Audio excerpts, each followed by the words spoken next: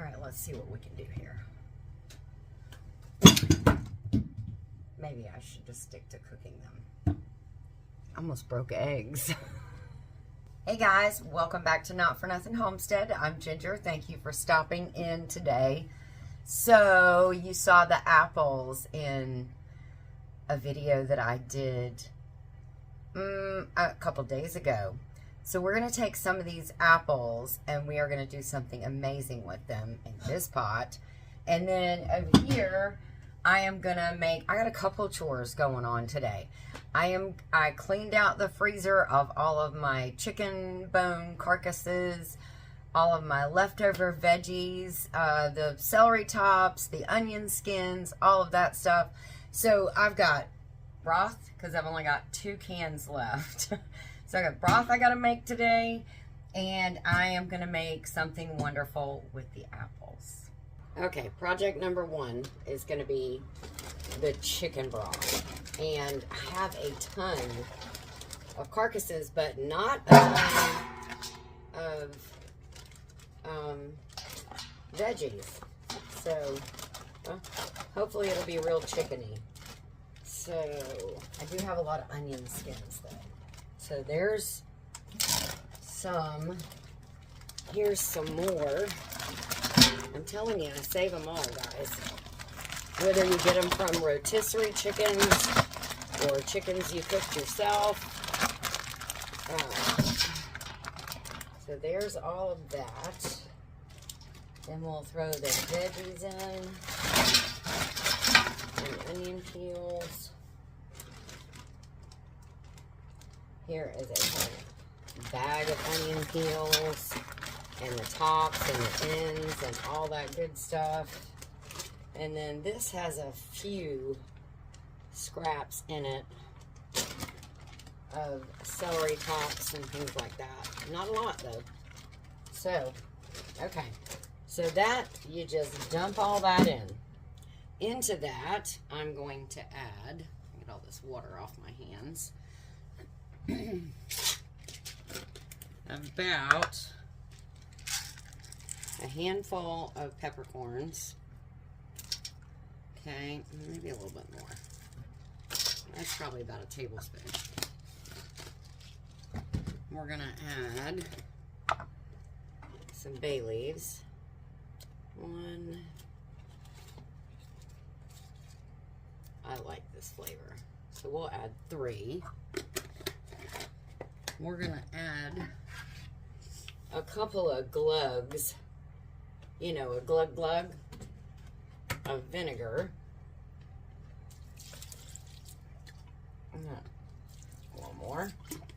And then we're going to fill this up and cover everything with water. All right, we have a lot of water in here, but I have a lot of chicken carcasses. I mean, I've got like 6, maybe 8 in here. So I think I'm going to add a little bit more water to this. Bring it up a little bit higher. We have all the water added in here that I wanted. That's a good amount of water versus the carcasses and the meat and everything. I don't have a roaster. We live off grid. So I just put it on the stovetop. So we're going to get this going. We're going to get it up to a boil. And then I'm going to turn it back down and I am going to let this simmer. This project is going to take a couple days because you want it to be very rich and delicious. If you just bring it up to a boil and then let it simmer for a couple hours, you're not going to get as good a flavor. The longer it goes, but if it goes past like 3 days, then it starts getting not a burnt, but an overcooked taste. So about 2 days is good. So after day 2, what I'll do is I will strain it all out. I will put it in big half-gallon jars, put it in the fridge, let it get like a fat cap on it, and then the next day I'll pull it out and pull that fat cap off, and then reheat it and process it, can it up. So it does take a couple days, But in the meantime, your house smells absolutely delicious.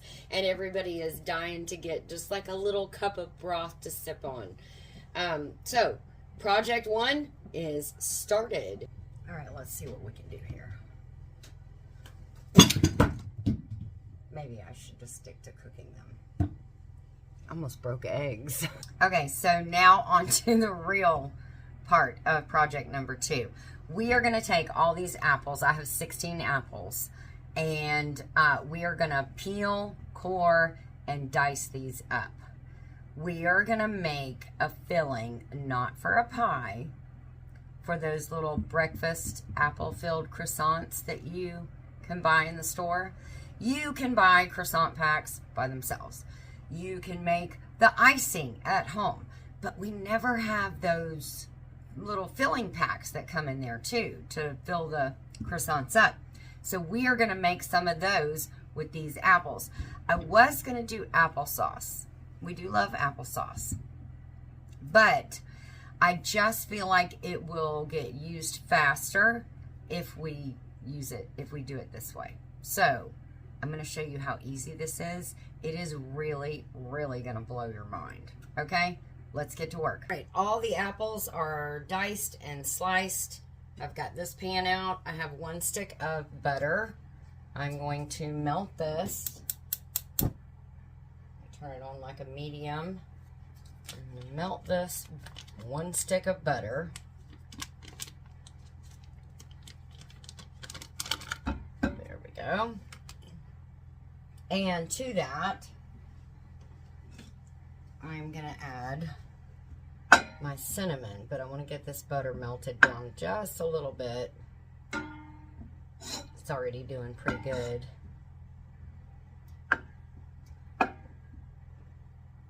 And in this, I'm going to add 2 teaspoons of cinnamon. And I will have the full recipe in the description box so that you too can make this if you would like to. So let's get this melted down and then we'll come back and move on from there. So I melted the butter and added that cinnamon in, and now I am stirring in. I drained the apples. I had them in some citric acid. I drained the apples and I added in 1 1/3 cup of sugar. So we're going to turn this back up and we're going to let this all just cook. These apples are going to put out some water. I know they are. So it's going to become a little bit like that filling. So we will see what it tastes like to see if we need to add anything else. See if it needs like a little more cinnamon, if it needs something else. But let's give it a few minutes. I don't want to beat these apples up too much. We don't want them like mush. We just want them softened.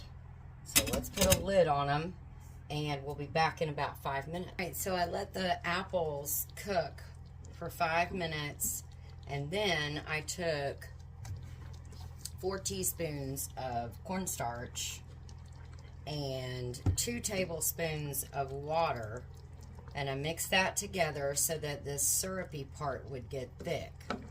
I just put that in and it's already thickening up. You can, I don't know if you can tell, if you can see. It's funny when bubbles are in a thin liquid, they have a different look than when they're in like a thick liquid that they're trying to come out of there. So I don't know, that's probably kind of stupid, but it looks a little bit different.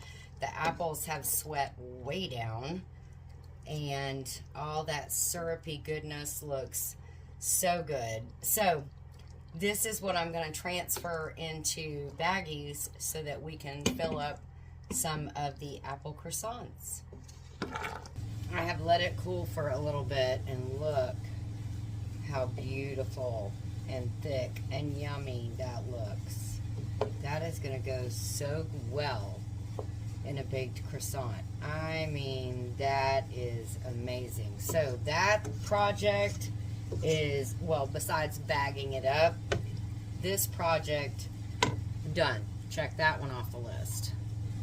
I'll give you a peek at this one over here.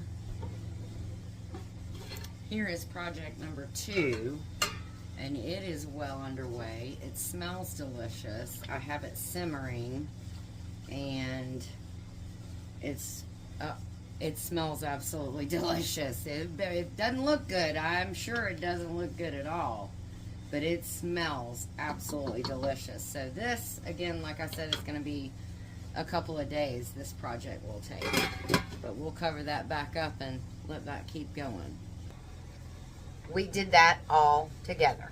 Now, again, this one's not done, and this one is minus putting it in packages is not done either, but they are completed as far as I can do it right now, and we have done a great job.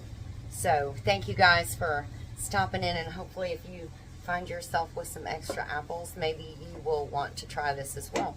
I will leave the full description, the full recipe in the description box below, so you can give it a try with all the measurements I used. Hello, Joe, Fix It For You. Hello, Ginger from Not For Nothing Homestead. Do you feel accomplished today? Me? Yes. What did I do? No, do you feel accomplished today? So that means I didn't do anything. Yes, I'm asking a question. I feel very accomplished today. Like a trick question. It's not a trick question, Joey. Did you ask me to do something? No, Oh, okay. I don't think so. Then yeah, I'm old. I forget I things. feel very accomplished. Good, good. All right, guys. We love you. We love you, yes. Do you want to come say hi before? Hi. We love you guys. Take care of you and yours. God bless, and we'll see you in our next video. My lips are a little sticky. They still got apple sugary stuff on them.